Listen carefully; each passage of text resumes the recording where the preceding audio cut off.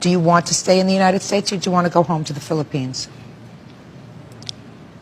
I don't know if I can survive. Maybe I'll survive because I work for 2 jobs. I work 7 days. You work 2 jobs now? Yes, ma'am. You send money home to your family? Sometimes. But I have to settle all my bills.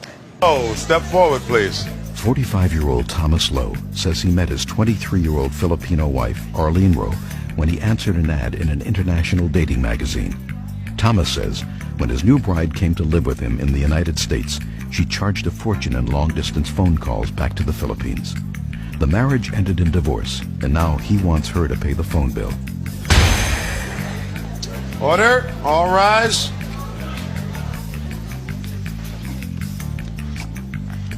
Now, this is number 173 on the calendar in the matter of Lowe versus Lowe. Parties have been sworn in, Judge. You may be seated. This is your former wife. Yes. And while usually the background of a couple's courtship, etc., is usually not germane to the issues of the case, I think that in this case it is. How did you meet your wife, sir? Through correspondence.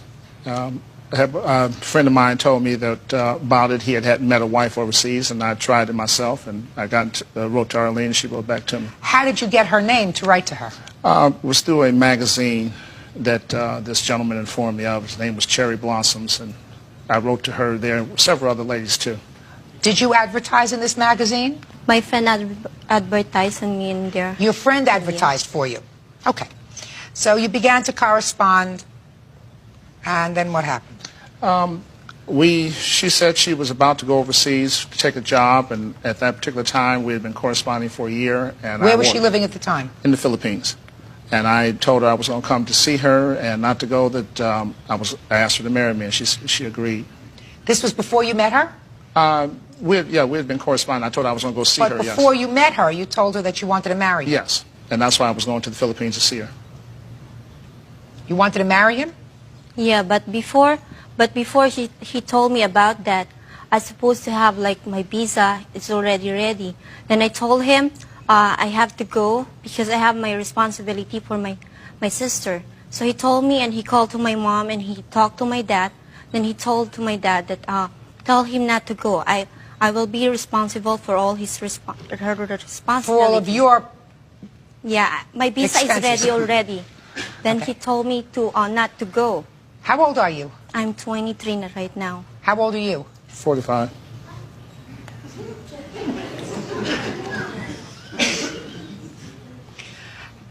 How old was she when you began this correspondence, Mr. Lowe? I do believe she was 20.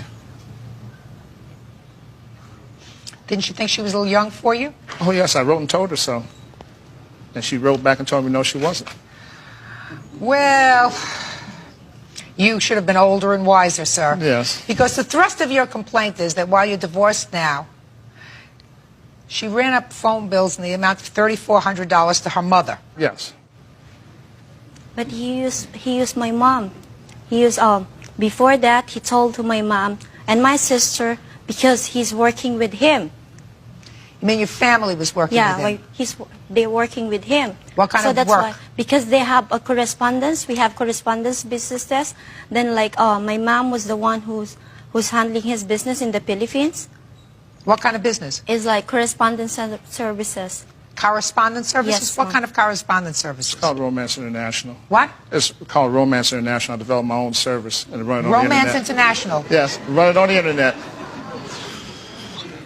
But, Your Honor, I did not call them for that. I sent them the pamphlets Yeah, but and you everything told in the me. mail. But he told me it's okay to call to my mom, and like you accept not only my mom, you accept the collect calls from your agent that I talk to them.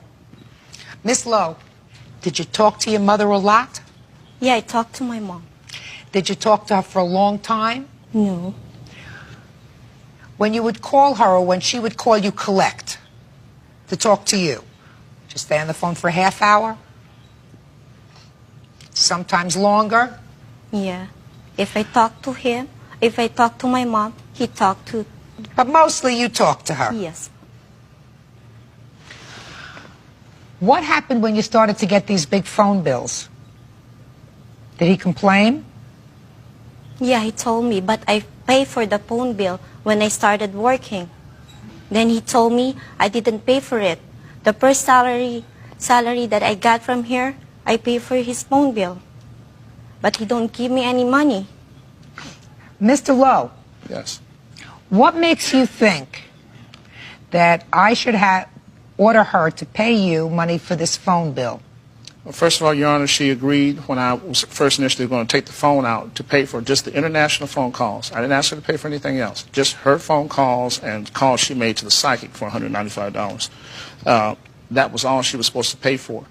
I gave her money every week, which I have records of, that went to the bank, which was taken out in the Philippines. So money was given to them every week for her responsibility, even when I was not married to her. When she agreed to marry me, I took care of her responsibilities in the Philippines. But in order to keep the phone on, she promised to pay just the international phone bills. That's all I asked. She never had to pay any other bills at the house. Okay, so she didn't.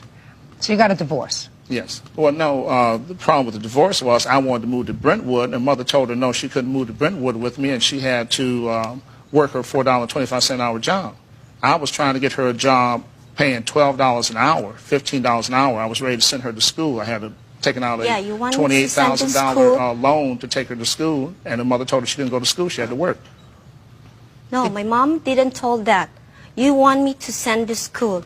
Then like when they interview me, then they told me I have to study like three years to pay $38,000. But you told them that, okay, after you finish your school, you're gonna pay me. I have to pay that for the rest of my life for $38,000. So what you did you tell her that she was going to have to pay back the tuition? No, Your Honor. Mr. Lowe. The whole thing was I would have taken out the loan for the thing, and I was very willing to do that. Mr. Lowe, you married a baby. Your Honor, when I first married her, she did not strike me as a baby. Judge Judy continues in a moment. I'm trying to be good in sex, but it takes time. Real cases, real people. Judge Judy. Arlene Rowe says when she came from the Philippines to marry Thomas, a man she met by placing an ad in a dating magazine, he treated her horribly and quickly divorced her. Now he's suing her for long-distance phone calls she made to her family.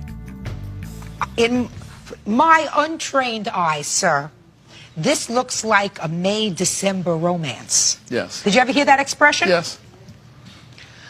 And sometimes men marry women and they're very extravagant. They go out and they spend all their husband's money on jewelry and furs and manicures and pedicures and hats. Do women still buy hats? No.